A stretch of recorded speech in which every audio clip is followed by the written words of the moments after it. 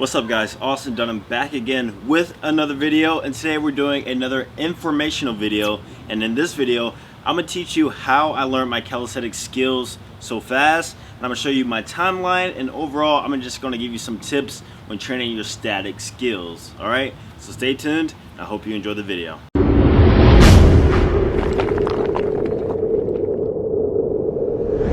Alright, so when I say calisthenics skills, I'm talking about the static movements that we all see and that we all think are pretty cool, and that frankly we all want to learn. So that includes planche, handstand, front lever, back lever. Those are pretty much the big four in my opinion. Alright, so some background information real quick. If you don't know, I am 5'10", about 163 to 165 pounds at the moment, and even though I've gained weight since when I first started training, like 10 pounds almost, my skills are still pretty good and they're still progressing. So that being said, how did I progress so fast in my skills? So guys, in my opinion, the way I've trained, I felt like the results carried off from that, right? Let me first give you a timeline of how I learned my skills. Alright, so the very beginning, I did not focus on skills at all. So never trained them. I was just building up my basic foundation of strength.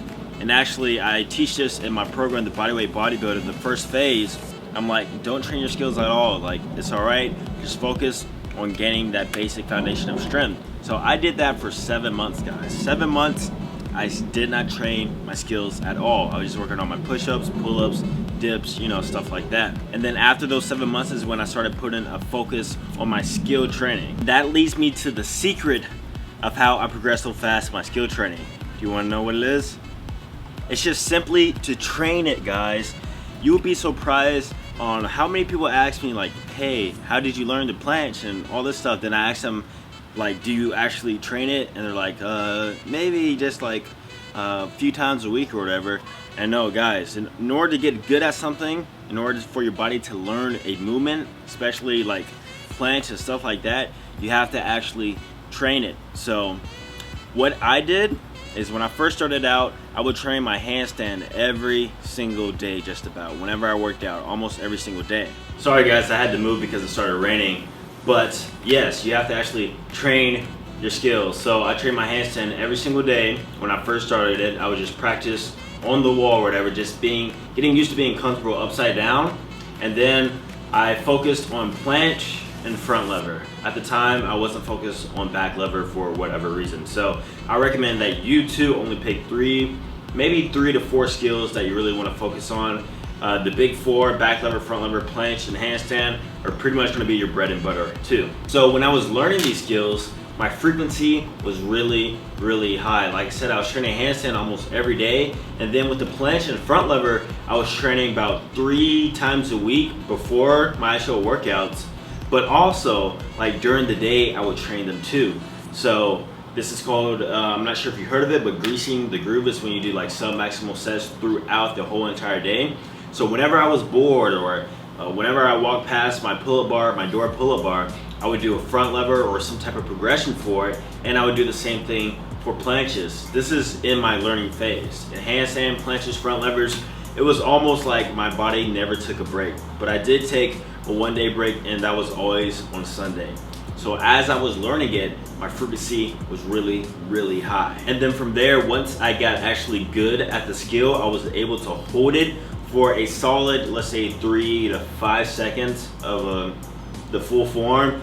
Then that's when I lowered my frequency to now around 2 to 3 times a week is when I train it just to maintain it. But the thing is, I am still progressing. So planche is still progressing, front lever is still progressing, back lever, all that stuff is still progressing, even though I lowered my frequency level to around twice a week now. Now guys, let's talk about some of the progressions that I did while I'm training a skill, while I'm trying to learn it. So like I said, for the handstand, I would practice on the wall, and then I would kick up from the wall, just trying to find that balance.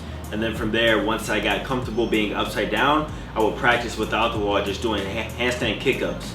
Just completely handstand kick-ups. I will fall over plenty of times, but over time, I learned the balance of how my body should be, and then that's how I learned the handstand. Now with the planche, front lever, and back lever, I would hold a progression. I would do all types of progressions, honestly. I would hold a progression that I could do probably 5 to 10 seconds with good form, and I would do a few sets of that.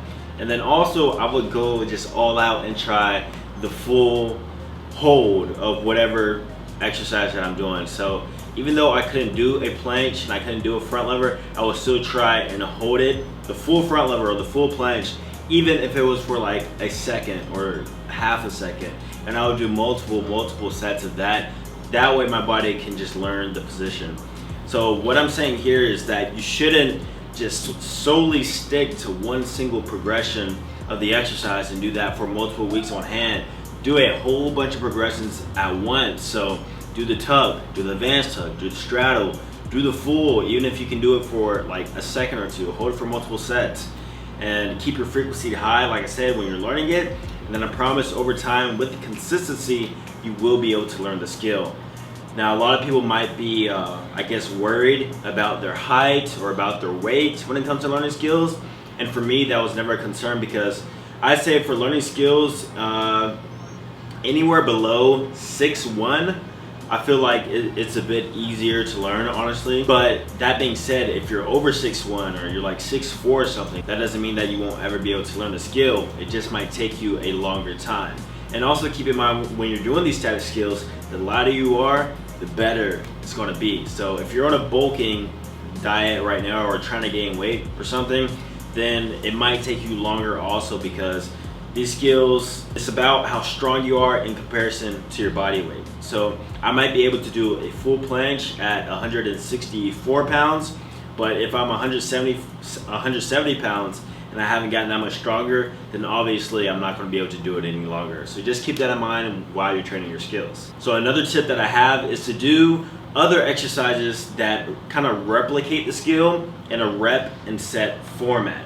So for example, you want to learn the front lever, do tuck front lever rows for sets and reps. That's going to help you build that front lever strength, even though you're not holding a static position. Same goes with the planche. If you want to learn the planche, I recommend doing tuck planche push-ups or some type of pseudo planche push-up variation. That way your body strengthens those planche muscles even though it's still not in a static position. And of course, same goes with the handstand. Handstand push-ups have always been my bread and butter. So even though you're trying to learn statics, still remember to do your reps and sets. That's another thing I'll talk about in the Bodyweight Bodybuilder program. Guys, the last tip I have on learning your calisthenic skills as fast as possible is to know the form of the movement and also watch your own form while you do it. So when I say know the form of the movement, for example, planche, know that your arms are supposed to be locked, front lever arms are supposed to be locked. Know how it's supposed to look or how you want it to look. Don't just blindly go and attempt something when you don't know the form. And then also you want to watch your own form. I tend to do this all the time because I record videos of myself all the time in the gym. So you can do that. You can record a video of yourself and then watch your form, then tweak your form from there. Or you can get like beside a mirror or something, and let's say you want to do a tuck planche, you can look at your form in a tuck planche and see if your hips need to be higher, lower, arms need to be a bit more locked out, and then from there you can adjust. Alright guys, calisthenic skills are super cool, and I hope this video actually helped you when you're trying to learn your calisthenic skills, and I hope I gave you some insight on my own skill training on how I learned it so quote unquote fast. But all it really is just consistency and using that to my advantage and keeping a high frequency when training and also doing multiple progressions when learning it. So if you enjoyed this video, please give it a thumbs up, and of course be sure to subscribe for future videos, and also be sure to check out the Bodyweight Bodybuilder program plan on my website at workout80.com. I'll talk to you guys soon. Peace.